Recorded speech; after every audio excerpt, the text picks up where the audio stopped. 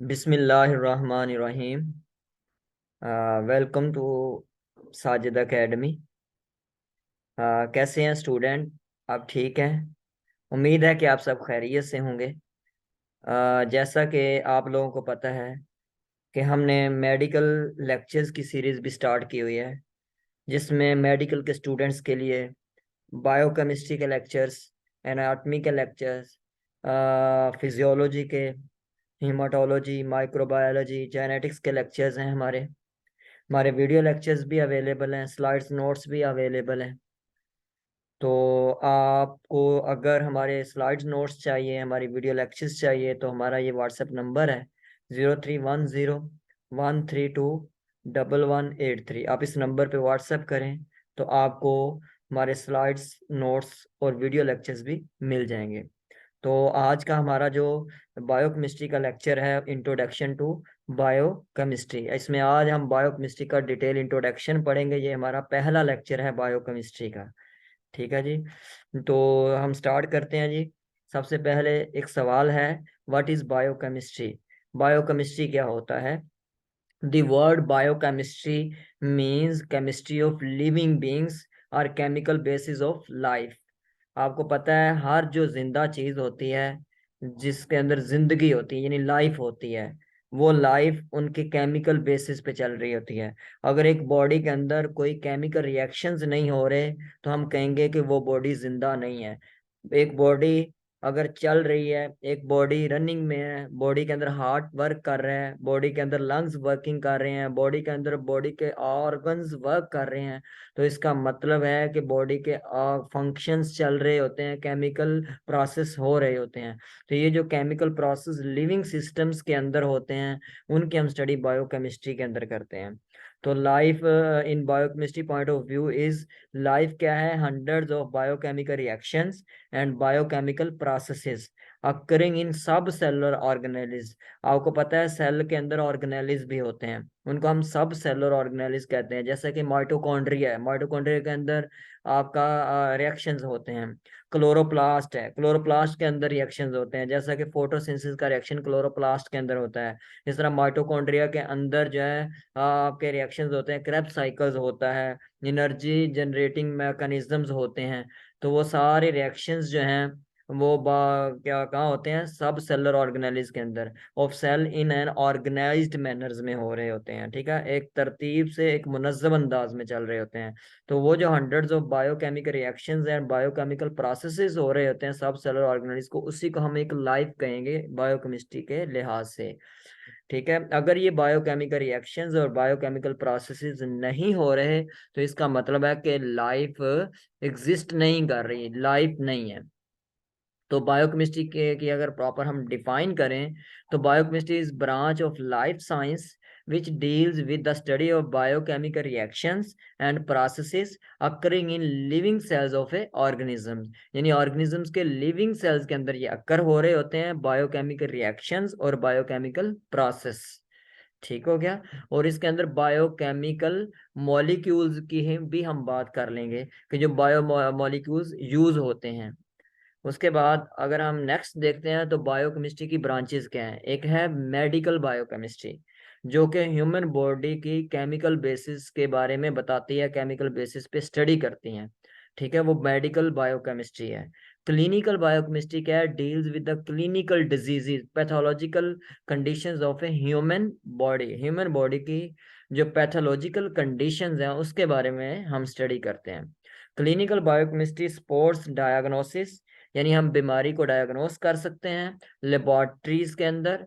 Therapy and research of medical field, medical field के अंदर research के अंदर भी हम चले जाएंगे। थेरापी का मतलब होता है ट्रीटमेंट करना। जैसा कि आप बायोकेमिस्ट्री से आप हार्मोन्स की स्टडी करते हैं, इंसुलिन वगैरह है, तो वो थेरापी के अंदर इंसुलिन यूज होता है। तो ये बायोकेमिस्ट्री से ही हम डायग्नोस करते हैं बीमारी को, थेरापी करते हैं और रिसर्च पर्पज में हम यूज करते हैं। बैक्टीरियल बायोकेमिस्ट्री, नाम शो कर रहा है बैक्टीरिया, यानी इसमें deals with the biochemical processes and reactions in microbes, microbes is bacteria, bacteria के अंदर हम बात करते हैं। प्लांट बायोकेमिस्ट्री यानी इसमें हम बायोकेमिकल प्रोसेसेस और रिएक्शंस पढ़ेंगे जो कि प्लांट्स के अंदर अक्कर होते हैं। इसी तरह एनिमल बायोकेमिस्ट्री यानी ये एनिमल्स के रिलेटेड हम बात करेंगे। डीवीएम आप करते हैं, ठीक है, आप पोल्ट्री साइंसेस के अंदर जाते हैं, ठीक है। इसी तरह आप ह्यूमंस के रिलेटेड भी, ह्यूमंस भी सोशल एनिमल्स के अंदर आता है, लेकिन अगर ह्यूमंस के रिलेटेड बायोकेमिस्ट्री होगी तो हम उसको मेडिकल के अंदर ले जाएंगे, ठीक है। इस तरह इंडस्ट्रियल बायोकेमिस्ट्री, हम इंडस्ट्रियल प्रोडक्ट बनाते हैं, इंडस्ट्री में माइक्रो ऑर्गेनिज्म को यूज करते हुए इंडस्ट्री की प्रोडक्ट इंसान के फायदे के लिए हम बनाते हैं, ठीक है। उसके बाद हमारा ये देखें, बायोकेमिस्ट्री एक बहुत बड़ी फील्ड है। बायोकेमिस्ट्री के से अगर देखें तो उसमें मेडिकल बायोकेमिस्ट्री होती है।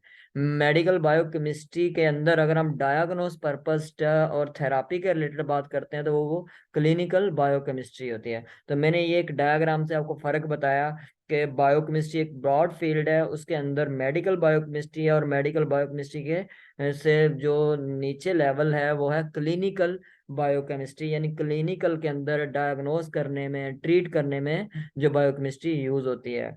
फॉर एग्जांपल, आप अडेप्टिस मिलाइटस है, अडेप्टिस मिलाइटस को डायग्नोस करना चाहते हैं, फिर डायग्नोस करके आप देखना चाहते हैं कि शुगर लेवल कितना है, ग्लूकोज लेवल कितना है, HB1C कितना है, ठीक है। मतलब ये डिफरेंट GGT आपका टेस्ट करते हो, तो ये क्लिनिकल बायो केमिस्ट्री के अंदर आता है, ठीक है। इसी तरह आप LFT करते हैं, LFT से लीवर फंक्शनल टेस्ट है, RFT है, रीनल फंक्शनल टेस्ट होता है।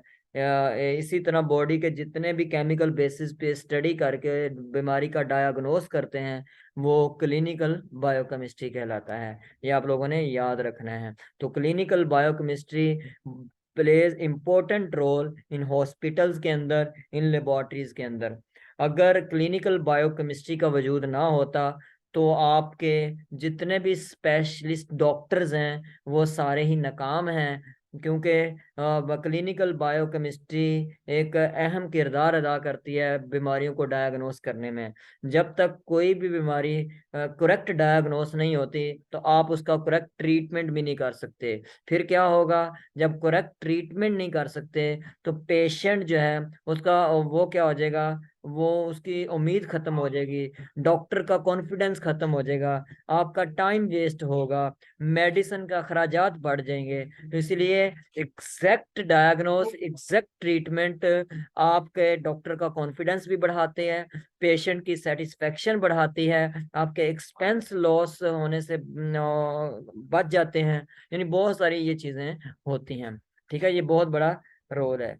उसके बाद अगर हम हिस्टोरिकल डेवलपमेंट ऑफ बायोकेमिस्ट्री पे जाएं तो इसमें है, biochemistry emerged in the late 18th and early 19th century. The term biochemistry was first introduced by German chemist Carl Neuberg in 1903 के अंदर। ये थोड़ी सी हिस्टोरिकल बैकग्राउंड है। 1940s के अंदर क्लिनिकल बायोकेमिस्ट्री इवॉल्व हुई, ऑटोनोमस फील्ड बन गई, एक अलग फील्ड बन गई, इसके अंदर आप स्पेशलाइजेशन भी कर सकते हैं। ठीक हो गया जी। अब जैसा कि ये कुछ पायनियर्स वर्कर्स हैं, जिसमें बर्जीलियस हैं, इसने एंजाइम्स कैटालाइसिस के ऊपर काम किया, एंजाइम्स काम कैसे करते हैं, एंजाइम रिएक्शन को कैसे, एक्टिवेशन एनर्जी को लो करके आगे कैरी करते हैं।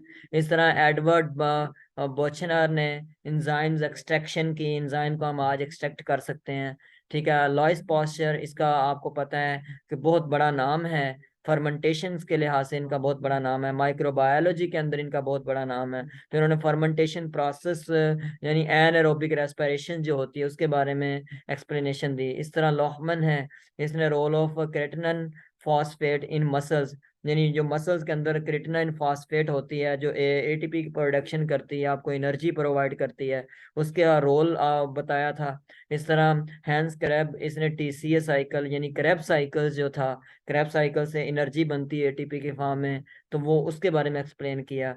बेंटिंग एंड मैकलॉड ने इंसुलिन, आपको पता है इंसुलिन हमारी बॉडी का एक हार्मोन होता है जो ग्लूकोज लेवल को मेंटेन करके रखता है, तो इंसुलिन की डिस्कवरी की। इस तरह Fiske and Subbarow, role of ATPs, यानी एटीपीज क्या रोल है, एटीपी एक एनर्जी करेंसी होती है, यानी ये एक सेल का पैसा है, यानी सेल की करेंसी है, सेल का डॉलर है। अगर ये एटीपी नहीं होगी तो मीन सेल की एनर्जी नहीं होगी तो सेल कोई भी प्रोसेस परफॉर्म नहीं कर सकता। उसके बाद है जी वाटसन एंड क्रिक, इसने आपको पता है डबल स्टैंड डीएनए के बारे में बताया था। डीएनए डबल स्टैंड होता है, उसके दो स्टैंड होते हैं, दोनों एंटी पैरेलल होते हैं। ये सारी एक स्ट्रक्चर को मॉडल पेश किया था वाटसन और क्रिक, दो जो है साइंटिस्ट थे। लैंडस्टेनर है, प्रोटीन स्ट्रक्चर के बारे में बताया, प्रोटीन की स्ट्रक्चर्स के बारे में। पैटर माइचल है, ऑक्सीडेटिव फॉस्फोरिलेशन कैसे होती है। न्यूरन बस जेनेटिक कोड और मैसेंजर आरएनए के ऊपर जो जीन के कोड्स होते हैं। इस तरह Paul Berg recombinant DNA technology. Kary Mullis polymerase chain reactions. आपको पता है पीसीआर के जरिए हम डिजीज को डायग्नोस करते हैं, हेपेटाइटिस बी को, हेपेटाइटिस सी को, इस तरह कोविड-19 को ये हम पीसीआर के जरिए डायग्नोस कर रहे होते हैं। उसके बाद खुराना जो है उसमें सेंथिसाइज्ड जीन को सिंथेसाइज करना।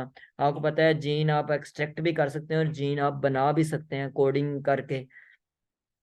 उसके बाद aim and objective to study biochemistry. हम बायोकेमिस्ट्री को क्यों स्टडी करते हैं, हमारा मकसद क्या है, हमारा एम क्या है। To know the various biomolecules compose in human body.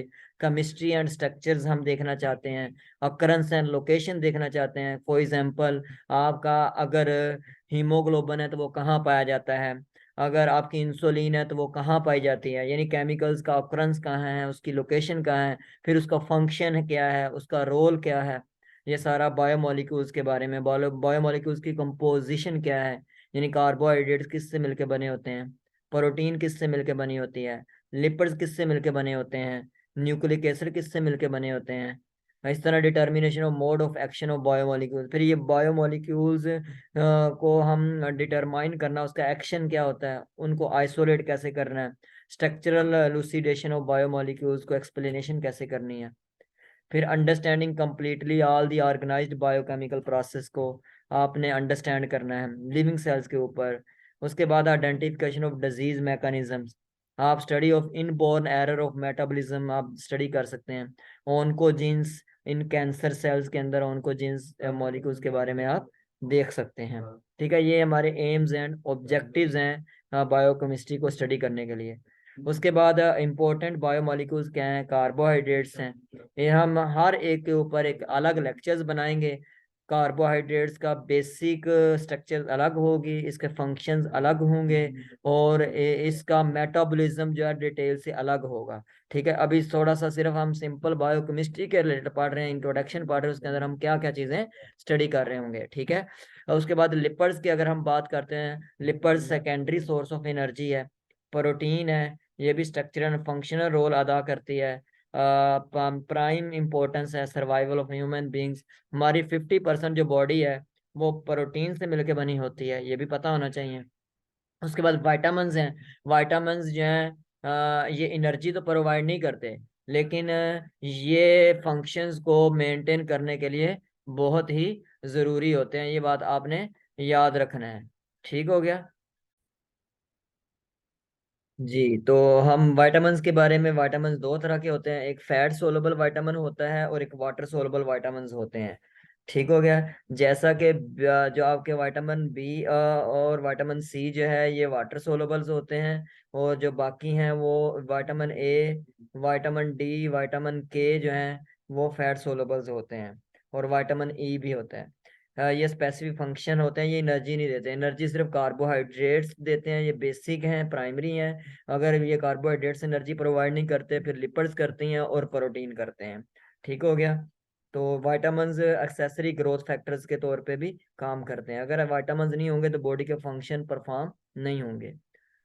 उसके बाद इंपॉर्टेंस बायोमोलिक्यूल्स हम स्टडी कर रहे हैं, मिनरल्स होते हैं, इनऑर्गेनिक एलिमेंट्स होते हैं, मेजर भी और माइनर्स भी, जैसा कि पोटाशियम, जैसा कि इन्हें इलेक्ट्रोलाइट्स भी हम बोलते हैं, सोडियम, पोटाशियम, फॉस्फेट, ठीक है, कैल्शियम, ये सारे मिनरल्स के अंदर आते हैं। ये बॉडी के अंदर हर मिनरल्स अहम किरदार अदा करता है, फंक्शन करता है। उसके बाद इंजाइम्स होते हैं, are biomolecules which are biocatalyst catalyze specific chemical reactions of metabolic pathway के जरिए। इंजाइम्स आपको पता प्रोटीन्स होते हैं, इंजाइम्स रिएक्शंस को कैरी करते हैं एक्टिवेशन एनर्जी को लो करके। अगर इंजाइम्स नहीं होंगे तो रिएक्शंस नहीं होंगे, अगर रिएक्शंस नहीं होंगे तो लाइफ नहीं होगी। अगर दुनिया के अंदर अगर लाइफ पॉसिबल है तो वो दुनिया के अंदर लाइफ पॉसिबल किस वजह से है? एंजाइम्स की वजह से पॉसिबल होती है। मैं अगर कहूँ where there is a life there is a enzyme, जहां भी जिंदगी होगी वहां एंजाइम साथ साथ चलते रहेंगे। ठीक है, तो ये मेटाबॉलिक पाथवे, मेटाबॉलिक प्रोसेस करते हैं। इस तरह hormones and endocrine substance, chemical messengers, ये सारी चीजें हमारी बॉडी को रेगुलेट करती हैं, बॉडी के फंक्शंस को रेगुलेट करती हैं। ठीक है, उसके बाद nucleic acid and molecular genetics भी हम कहते हैं, मॉलिक्यूलर बायोलॉजी, ये अलग भी स्टडी होती है इनकी मॉलिक्यूलर बायोलॉजी में। इसमें DNA, RNA, protein synthesis, regulation of gene expressions, recombinant DNA technology, ये सारी चीजें न्यूक्लिक एसिड्स के अंदर, मतलब न्यूक्लिक एसिड्स के अंदर स्टडी की जाती है, मॉलिक्यूलर जेनेटिक्स के अंदर स्टडी की जाती है। उसके बाद बायोकेमिकल प्रोसेसेस, जैसा कि मेम्ब्रेन ट्रांसपोर्ट मैकेनिज्म है, सिग्नल ट्रांसडक्शन मैकेनिज्म है, इसके ऊपर हम अलग एक पूरा लेक्चर बनाएंगे, बायोकेमिकल प्रोसेस कैसे होती है। Biochemical mechanism of hormones action, cellular homeostasis, यानी हार्मोन्स काम कैसे करते हैं। उसका फंक्शन ऑफ न्यूरोट्रांसमीटर्स, जो मैसेज जाता है, नर्व इम्पल्स हमारी जाती है साइनेप्स के जरिए। Oxygen transport, bio energetics, mitochondrial respiratory chain, the immune response, हमारा इम्यून सिस्टम जो रिस्पॉन्स देता है, ये भी एक केमिकल चेंज होती है, यानी एंटीबॉडी और एंटीजन का जो रिएक्शन होता है वो इम्यून रिस्पॉन्स के अंदर आता है, तो ये भी हम इसके अंदर स्टडी करेंगे। उसके बाद इंटर रिलेशनशिप ऑफ बायोकेमिस्ट्री का दूसरी ब्रांचेस के साथ भी रिलेशन है, ये बात आपने याद रखनी है। जैसा कि फिजियोलॉजी के साथ है, फिजियोलॉजी फंक्शन की स्टडी करते हैं, जैसा कि अगर हम हार्ट के फंक्शन की स्टडी करना चाहते हैं तो हार्ट पंप करते हैं, तो इसमें अगर हम कैल्शियम का रोल नहीं पढ़ेंगे, पोटाशियम का रोल नहीं पढ़ेंगे, फिर हमें जो कार्डिक मसल्स है उसके फंक्शंस की डिटेल नहीं पता चलेगी। ट्रोपोनिन, ट्रोपोमायोसिन, ये वो मॉलिक्यूल्स हैं जो बायोकेमिस्ट्री में स्टडी होते हैं, तो इनकी अगर हम स्टडी नहीं करेंगे तो हमें फिजियोलॉजी अंडरस्टैंड नहीं होगी। इस तरह पैथोलॉजी, यानी अगर हमें नॉर्मल वैल्यूज या नॉर्मल मैकेनिज्म, अगर हमें इलेक्ट्रोलाइट्स का पता नहीं होगा, या फॉर एग्जांपल हमें इंसुलिन के बारे में डिटेल नहीं पता होगी, ग्लूकोज के बारे में डिटेल पता नहीं होगी, तो हम इस तरीके से डायबिटीज मेलाइटस या जो भी हमारी मेटाबॉलिक डिसऑर्डर्स होती हैं उनका हम आइडिया नहीं ले सकते। पैथोलॉजी में हम डिजीज का पता चलाते हैं, तो डिजीज का पता चलाने के लिए बायोकेमिस्ट्री का लिंक होता है। इस तरह फार्माकोलॉजी में मेडिसिन के अंदर भी यूज होती है। जैसे कि इंसुलिन एक मेडिसिन के तौर पर भी हम इस्तेमाल करते हैं डायबिटीज मेलाइटिस के लिए। इसी तरह आप कैल्शियम का सैचेट कैल्शियम यूज करते हैं, तो ये कैल्शियम जो है बायोकेमिस्ट्री के अंदर उसका रोल, उसका किरदार मतलब स्टडी किया जाता है। इम्यूनोलॉजी, माइक्रोबायोलॉजी, अभी हमने देखा कि हम बैक्टीरिया की बायोकेमिस्ट्री स्टडी करते हैं। इस तरह एंटीजन एंटीबॉडी के रिएक्शंस की हम स्टडी करते हैं। टॉक्सिकोलॉजी, यानी हम इसमें जब एंजाइमोलॉजी की स्टडी करते हैं, एंजाइम्स वगैरह की स्टडी करते हैं, हम टॉक्सिक बॉडी के अंदर कोई चीज़ चली जाती है तो हमें जब पूरी बॉडी के नॉर्मल फंक्शंस का पता नहीं होगा, नॉर्मल एंजाइम्स मैकेनिज्म का पता नहीं होगा। फॉर एग्जांपल आपने कोई भी टॉक्सिक खाया, वो टॉक्सिक ने क्या किया, एज ए एंजाइम को इनहिबिट कर दिया। अगर हमने एंजाइम की इनहिबिशन को स्टडी किया होगा, एंजाइम्स की डिटेल पढ़ी होगी, तो टॉक्सिकोलॉजी टॉक्सिन्स के इफेक्ट को पढ़ा होगा साथ, तो हम आसानी से उस पेशेंट्स को क्या कर सकते हैं, तो उसके इनहिबिटर्स को एंजाइम से रिमूव करने वाली मेडिसिन देकर ट्रीटमेंट कर सकते हैं। हम टॉक्सिक इफेक्ट जो केमिकल्स के पढ़ते हैं वो टॉक्सिकोलॉजी के अंदर स्टडी करते हैं, तो ये भी आपके बायोकेमिस्ट्री के साथ लिंक करता है। मेडिसिन एंड अलाइड सब्जेक्ट्स के तौर पे भी है ये। जितने मेडिसिन करते हैं, स्पेशलाइजेशन करते हैं, उसको बायोकेमिस्ट्री अगर नहीं आती तो वो अच्छे तरीके से किसी भी सब्जेक्ट को अंडरस्टैंड नहीं कर सकता, वो डिजीज को डायग्नोस नहीं कर सकता, ट्रीटमेंट नहीं कर सकता, वो मैनेजमेंट नहीं कर सकता। ठीक है, सर्जरी तक भी नहीं कर सकता जब उसको प्रॉपर फंक्शनिंग, मतलब केमिकल्स बेसिस पे फंक्शन का पता ना हो। इसके बाद कम्युनिटी मेडिसिन न्यूट्रिशंस के ऊपर हम बात करते हैं। हम ग्लूकोज का क्या रोल है, कार्बोहाइड्रेट्स का क्या रोल है न्यूट्रिशन में, लिपिड्स का क्या रोल है, जिस तरह मेटाबॉलिक डिसऑर्डर्स होती हैं, ओबेज पर्सन है उसमें हम देखते हैं कोलेस्ट्रॉल लेवल देखते हैं। तो ये सारी चीज़ें जो है न्यूट्रिशंस के रिलेटेड भी इस तरह जेनेटिक्स, अभी हमने पढ़ा डीएनए की स्टडी, आरएनए की स्टडी, फिर जेनेटिक वेरिएशंस क्या होती हैं, फिर हम देखते हैं जेनेटिक डिसऑर्डर्स कैसे होती हैं, फिर हम जीन थेरापी की स्टडी करते हैं।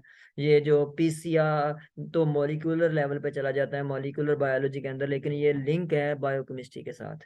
ठीक है, ये बायोकेमिस्ट्री का दूसरी ब्रांचेस के साथ लिंक हो गया। उसका biochemistry aspect of health and disease के लिहाज से देखें तो healthy body in biochemical point of view is with normal metabolic function in the body। हम कहते हैं कि अगर एक बॉडी के अंदर नॉर्मल मेटाबॉलिक फंक्शन चल रहे हैं तो हम कहते हैं कि वो हेल्दी बॉडी है। और बैलेंस्ड लेवल पे होम्योस्टेसिस है, उसके बायोकेमिकल कॉन्स्टिट्यूशन कंस्टिट्यूएंट्स जो होते हैं, कंपोनेंट्स होते हैं, वो उनका लेवल भी बराबर है, यानी होम्योस्टेसिस चल रही है, उसे हम हेल्दी बॉडी कहते हैं। अनहेल्दी बॉडी जो क्या कहते हैं कि जो मेटाबॉलिक फंक्शंस है वो डीरेंजमेंट हो गए हैं, यानी उनका फंक्शन ज्यादा हो गया या कम हो गया। यानी जैसा कि आपका इंसुलिन है, इंसुलिन का फंक्शन कम या ज्यादा होने से जो ग्लूकोज का लेवल है उस कम या ज्यादा हो जाता है। ठीक है, तो मेटाबॉलिक फंक्शन जैसे इंजाइम्स हैं, अगर इंजाइम्स नहीं है आपकी बॉडी में तो वो डीरेंजमेंट हो जाती है मेटाबॉलिक फंक्शंस की। ठीक हो गया। इस तरह imbalanced level of biochemical constituent जैसे कैल्शियम लेवल, पोटाशियम लेवल, ये जो इलेक्ट्रोलाइट लेवल या ग्लूकोज लेवल या हार्मोनल लेवल या कोलेस्ट्रॉल लेवल, ये जब लेवल आपके अप्स एंड डाउन्स हो जाते हैं, इम्बैलेंस्ड हो जाते हैं, तो हम उस पर्सन को कहते हैं अनहेल्दी या डिजीज्ड बॉडी है।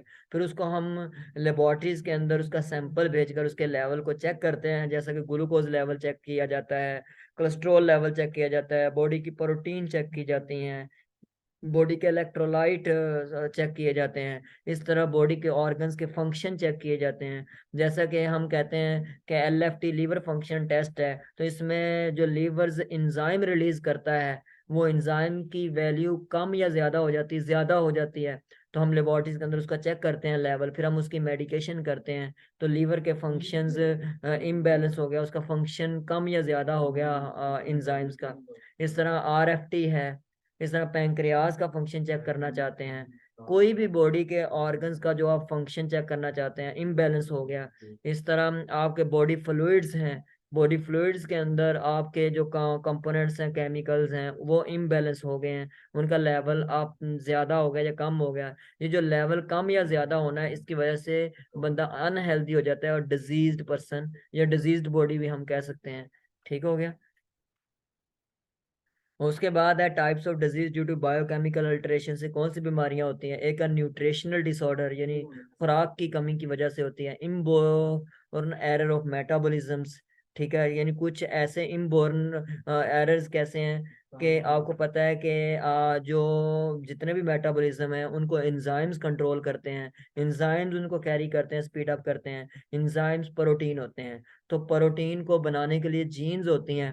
तो अगर जीन आपकी बॉडी के अंदर नहीं है, मतलब जीन डिफेक्ट हो गया या जीन म्यूटेशंस हो गई है, जैसे अल्केप्टोनूरिया एक बीमारी है, ठीक है, तो क्या होगा कि वो मेटाबॉलिज्म ठीक नहीं होगा, प्रोटीन नहीं बनेगी। जीन डिफेक्ट होगा तो जीन की प्रोटीन नहीं बनेगी, प्रोटीन प्रॉपर नहीं बनेगी तो क्या होगा, वो मेटाबॉलिज्म यानी एंजाइम्स प्रॉपर काम नहीं करेंगे।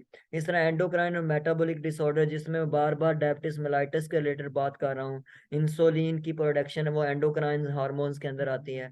ठीक है, इस तरह जेनेटिक या मॉलिक्यूलर डिसऑर्डर्स आती हैं, जीन की बीमारियां आ जाती हैं, जैसा कि आपके पास सिकल सेल अनीमिया है। इसमें जीन का मतलब कि क्या होता है, जीन रिप्लेसमेंट हो जाती है। इस तरह इम्यूनोलॉजिकल डिसऑर्डर्स आ जाते हैं, जिसमें एंटीबॉडी एंटीजन का इंटरेक्शंस आ जाता है, या कुछ डिफेंसिव प्रोटीन्स होती हैं, उन डिफेंसिव प्रोटीन्स का प्रॉब्लम आ जाता है। यानी ये कुछ बीमारियां थी जो कि बायोकेमिकल अल्टरेशंस की वजह से होती हैं। सबसे पहले न्यूट्रिशनल डिसऑर्डर्स हैं, ओवर न्यूट्रिशन की वजह से भी हो सकती हैं और अंडर न्यूट्रिशन की वजह से भी हो सकती हैं। ठीक हो गया। ओवर न्यूट्रिशन ओबीज पर्सन आपने सुना होगा। अंडर न्यूट्रिशन इसमें आपने ओस्टियोमेलेशिया की बीमारी सुनी होगी। इस तरह बच्चों में रिकेट्स की बीमारी सुनी होगी। इसी तरह आपने क्या कहते हैं नाइट ब्लाइंडनेस विटामिन ए की कमी की वजह सुनी होगी। बेरी बेरी की बीमारी आपने सुनी होगी विटामिन बी की कमी की वजह से। इसी तरह विटामिन सी की वजह से स्कर्वी, ये अंडर न्यूट्रिशन स्कीम में बात कर रहा हूँ, यानी कमी या ज्यादा आपकी हो जाती है। इस तरह न्यूट्रिशनल डिसऑर्डर में मैंने बताया क्वाशिरकोर और मेरस्मस की बीमारी है, ओबेसिटी की बीमारी है, ओबेस पर्सन हो जाता है, आयरन डेफिशिएंसी अनीमिया, आयरन की स्टडी हम बायोकेमिस्ट्री के अंदर करते हैं, टेटनी कैल्शियम की वजह से होती है, पेलिगरा है, बेरी बेरी विटामिन बी की कमी की वजह से होती है, स्कर्वी जो है विटामिन सी की वजह से होती है। तो ये जो मैंने विटामिन का मैं रोल भी कर रहा हूँ, ये भी न्यूट्रिशन के अंदर आता है। ठीक है, फिर हम सप्लीमेंट भी देते हैं इनको न्यूट्रिशन के तौर पे। उसके बाद है एंडोक्राइन मेटाबॉलिक डिसऑर्डर्स होती हैं। इसमें ये होता है कि एंडोक्राइन हार्मोन्स ज्यादा भी हो सकते हैं और कम भी हो सकते हैं, ज्यादा की वजह से बीमारी हो सकती है और कम की वजह से भी बीमारी हो जाती है, हार्मोन्स का जो बैलेंस है रीअरेंजमेंट हो जाती है। जैसा कि डायबिटिस मेलाइटस है, डायबिटिस इंसिपिडस है, इस तरह हाइपोथायरॉयडिज्म यानी थायराइड का फंक्शन क्या हो गया, लो हो गया, हाइपरथायरॉयडिज्म इसका फंक्शन ज्यादा हो गया, इसमें हार्मोन ज्यादा रिलीज हो जाते हैं। एडिसन डिजीज, कुशिंग सिंड्रोम, यानी ये पूरी एक अलग एंडोक्राइनोलॉजी एक ब्रांच है जिसके अंदर आप पढ़ते हैं कि बीमारियां यानी हार्मोन्स के कम या ज्यादा करने से, यानी ओवर सिक्रीशन हम कह सकते हैं या अंडर सिक्रीशन कह सकते हैं, यानी सिक्रीशन ज्यादा हो रही है या सिक्रीशन कम हो रही है, कम या ज्यादा होने से डिजीज हो जाती है।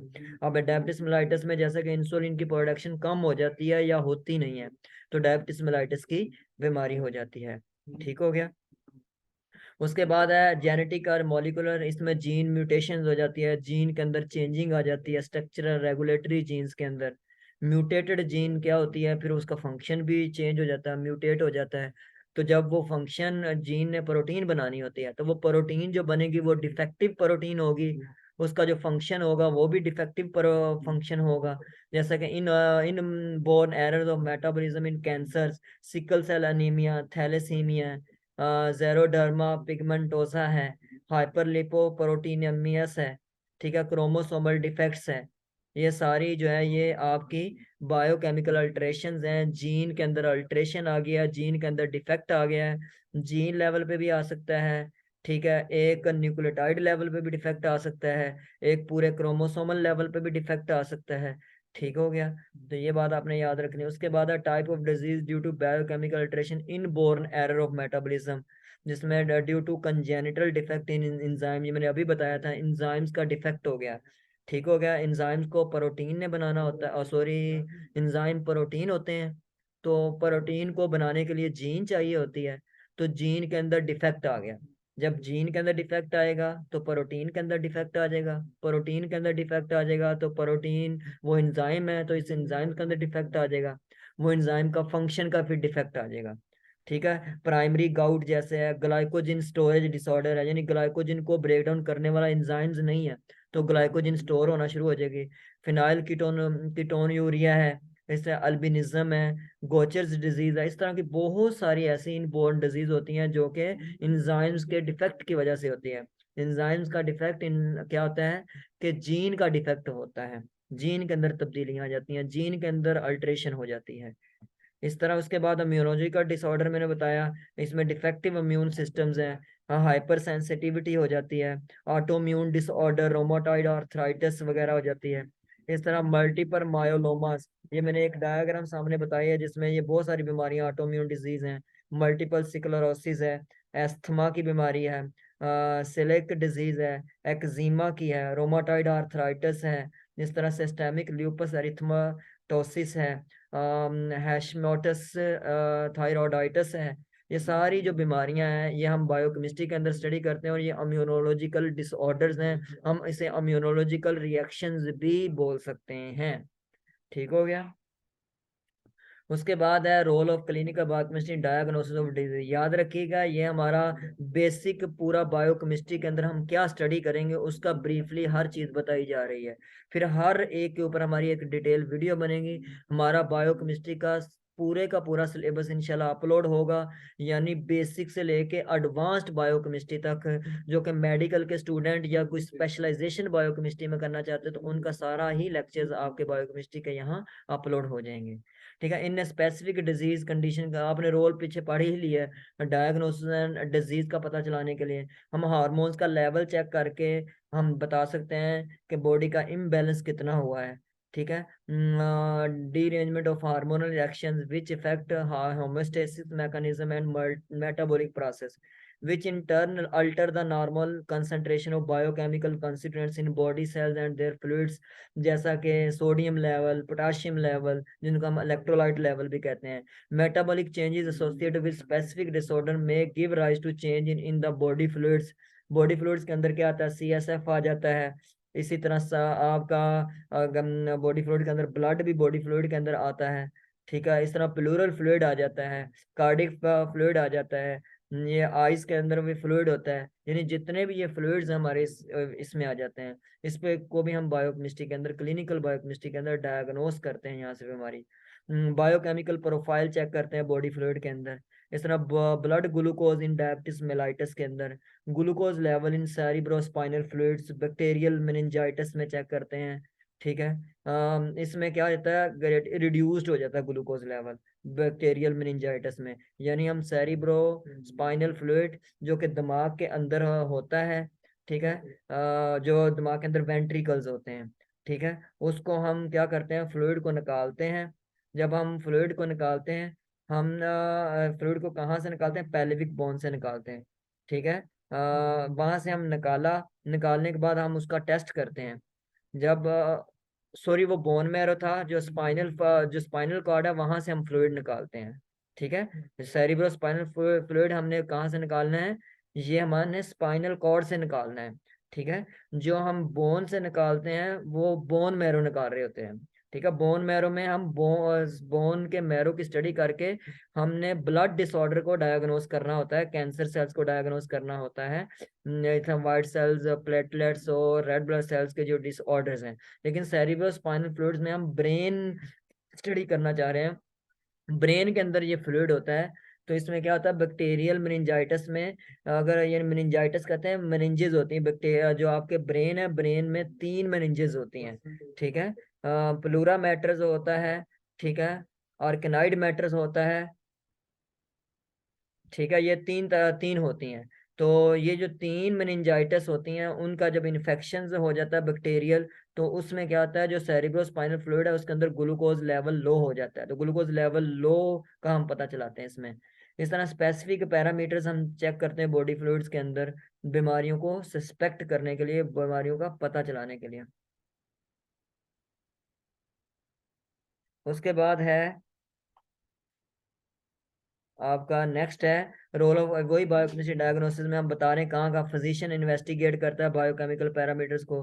Collected biological specimens, blood, plasma, serum, urine, CSF, other body fluids, the collected specimens are analysed in clinical biochemistry laboratory के अंदर हम एनालिटिकल मेथड्स करते हैं।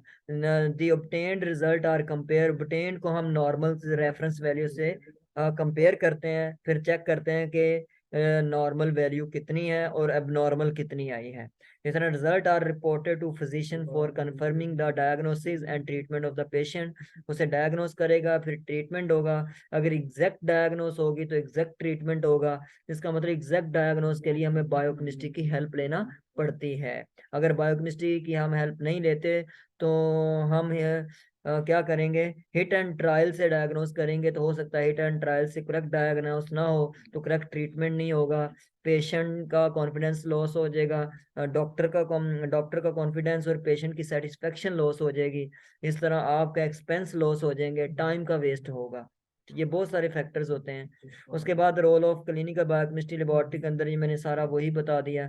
Clinical biochemistry laboratory is to find out the concentration of biochemical parameters हो गया। इस तरह using specific methodology, reagents, instrument, equipments, glasswares वगैरह इस्तेमाल होते हैं, प्लास्टिक वेयर्स इस्तेमाल होते हैं। Result values obtained are compared with reference range के साथ। Clinical biochemistry is applicative arm of medical biochemistry के अंदर। डायग्नोस करना, ट्रीटमेंट करना, प्रोग्नोसिस यानी बीमारी का आगे पता चलाना, मेडिकेशन का पता चलाना, कितनी मतलब रिकवरी हो रही है और कितनी रिकवरी नहीं हो रही, पैथोलॉजिकल कंडीशंस का पता चलाना। स्कोप क्या है, methodological and interpretative, two main components हैं क्लिनिकल बायोकेमिस्ट्री में, which are driven by he discovery of biomarkers and availability of appropriate measurement and method. उसके बाद बायोकेमिकल इंस्ट्रूमेंट, जब आप बायोकेमिकल मेडिसिन के अंदर जाएंगे, लैब्स के अंदर जाएंगे, तो ये इंस्ट्रूमेंट आपको वहाँ मिलेंगे। ठीक है।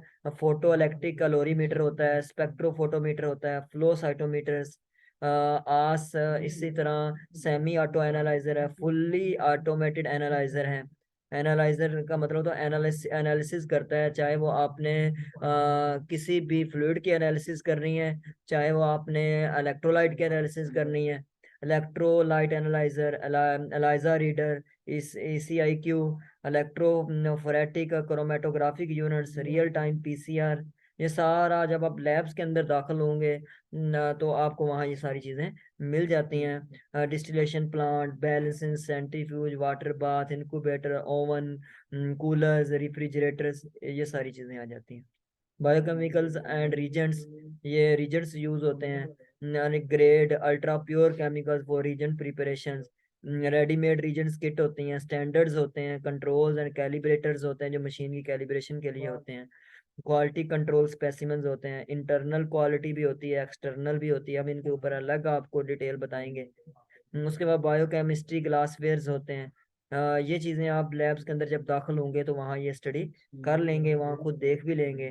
टेस्ट ट्यूब है, ब्रोसाइल मेड ग्लासवेयर्स हैं, पाइपर्स हैं, फ्लास्क, बीकर्स, मयरिंग सिलेंडर्स, रेजेंट्स वगैरह।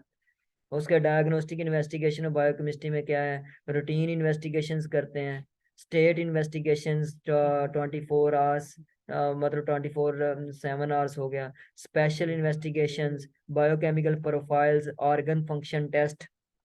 एक्चुअली ये लेक्चर हमारा थोड़ा सा लेंथी इसलिए होगा कि इसमें सारी बायोकेमिस्ट्री के रिलेटेड जो जो आपने पढ़ना है, ये तो बेसिक है, इसी को हम एक्सप्लोर करेंगे, इसी को हम एक्सपेंड भी करेंगे, इसको हम खोलेंगे। इसके हम इस अंदाज में पढ़ेंगे कि कोई भी टॉपिक है उसका हम उसका बेसिक भी पढ़ेंगे, बेसिक के बाद उसका फंक्शन पढ़ेंगे, फिर उसका डायग्नोसिस प्रोसीजर क्या है, फिर उसका ट्रीटमेंट के लिए कहाँ कहाँ यूज होता है, हर पार्ट को हम एक डिटेल से स्टडी करेंगे।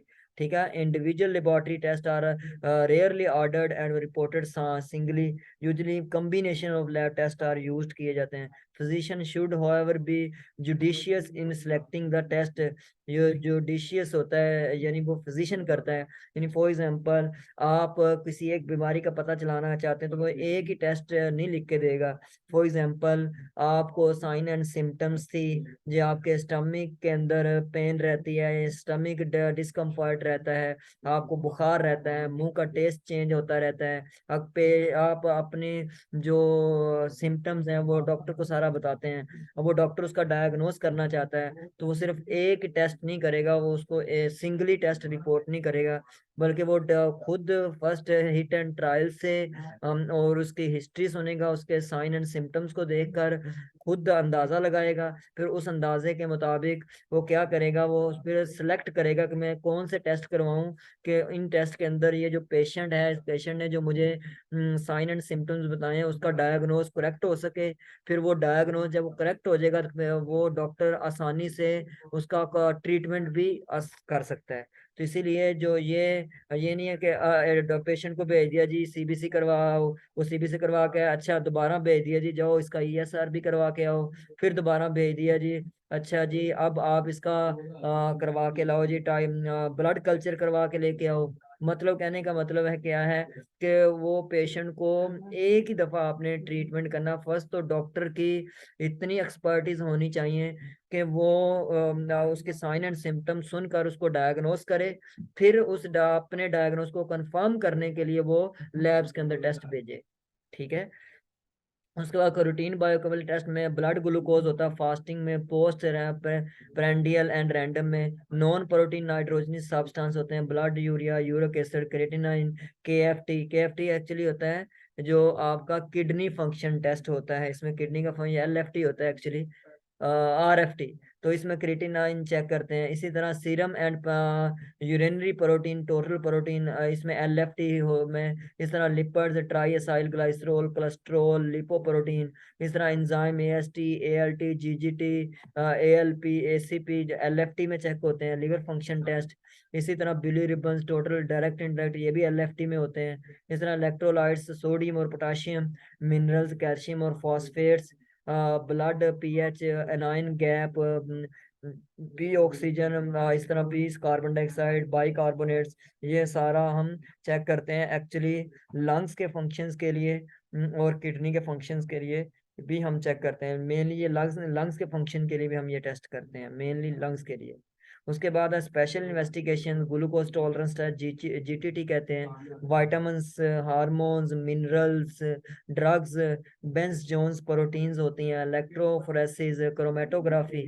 इस तरह ऑर्गन फंक्शन टेस्ट पीछे ही बता दिया, LFT, CFT cardiac profile, PFT pancreatic function test, KFT kidney function, इसे एलएफटी भी कहते हैं, जीएफटी गैस्ट्रिक फंक्शन टेस्ट है, थायराइड फंक्शन टेस्ट है, एड्रीनल फंक्शन टेस्ट है, रिप्रोडक्टिव फंक्शनल टेस्ट है। ये सारी चीजें हम बायोकेमिस्ट्री के अंदर डिटेल से इंशाल्लाह स्टडी करेंगे। अगर आप हमारे इंशाल्लाह सारे ही लेक्चर सुन लेंगे तो आप बायोकेमिस्ट्री की फील्ड के लिहाज से बीमारी को करेक्ट डायग्नोस करना, फिर बीमारी को करेक्ट ट्रीटमेंट करने के काबिल हो जाएंगे। आप एक अच्छे डॉक्टर्स बनना चाहते हैं तो हमारे जो बायोकेमिस्ट्री बल्कि मेडिकल के जितने लेक्चर्स इंशाल्लाह हम अपलोड करेंगे, ये बायोकेमिस्ट्री इस तरह फिजियोलॉजी के फंक्शन को हमने इसी तरह एलेबोरेट किया है, एनाटॉमी भी इसी तरह हमने स्टडी की, मतलब आपकी स्टडी के लिए ये सब कुछ किया हुआ है। तो आपकी सपोर्ट के लिए हम अवेलेबल हैं। आपको किसी भी हवाले से स्लाइड्स नोट्स चाहिए, आपको वीडियो लेक्चर्स चाहिए, तो हमसे मिल सकते हैं आपको। Biochemical test, profile and biomarker, lipid profile, cardiac profile, diabetic profile, bone markers, anaemia markers, tumour markers, ये कुछ मार्कर्स हम देखते हैं, उन मार्कर्स से हम पता चलाते हैं। उसके बाद इंपॉर्टेंस ऑफ लेबोरेटरी टेस्ट, ये सारी इंपॉर्टेंस हो गया। लेबोरेटरी क्वालिटेटिव भी होता है, क्वांटिटेटिव भी होता है। जब लेबोरेटरी का टेस्ट अच्छी तरह हो जाता है, फुल क्वालिटी कंट्रोल से होता है, उसका क्वालिटी रिजल्ट होता है, श्योर होता है, तो फिर क्या होता है कि आप अच्छा डायग्नोस करके उस पेशेंट को अच्छा बेटर ट्रीटमेंट कर सकते हैं। ये जो इम्पोर्टेंस है ये मैं सब तमाम स्लाइड में एक्सप्लेन करता रहा हूँ कि correct diagnose, correct treatment prevent you loss of money, loss of time, loss of confidence of doctor, loss of trust of patients या सेटिस्फेक्शन ऑफ पेशेंट्स। ये बहुत सारे फैक्टर्स, ये सारे रिड्यूस हो जाते हैं जब एक करेक्ट ट्रीटमेंट करते हैं, करेक्ट डायग्नोस करते हैं। ठीक हो गया। तो report value help in clinician to manage the treatment patients, results of biochemical investigation play important role in screening, screening करना, डायग्नोस करना। जैसा कि आपको एक डाउट हुआ कि पेशेंट को क्या है जी, कोई डिजीज है और पता नहीं चल रहा, आप सीबीसी और यूरिन करवा लेते हो, सीबीसी यूरिन से हमें पता चल जाता है कि उसको कोई इन्फेक्शन चल रहा है, यानी स्क्रीनिंग टेस्ट हम करते हैं। स्क्रीनिंग में आंसर यस या नो में होता है। जस्ट फॉर एग्जांपल, मैं चाहता हूं कि मैं हेपेटाइटिस बी या सी का टेस्ट करवाना चाहता हूं, वो मुझे हेपेटाइटिस बी और सी का स्क्रीनिंग टेस्ट में मुझे वो बताएंगे कि मुझे हेपेटाइटिस बी यस या नो है। अब वो कितना है वो नहीं बताएंगे, उसकी क्वांटिटी नहीं बताएंगे। स्क्रीनिंग टेस्ट में स्क्रीनिंग करने के लिए, फिर डायग्नोस करना, फिर प्रोग्नोसिस यानी बीमारी आगे कितना, आगे प्रोग्नोसिस ट्रीटमेंट कितना चल रहा है, इस तरह ट्रीटमेंट ऑफ डिसऑर्डर्स का पता चलाने के लिए भी।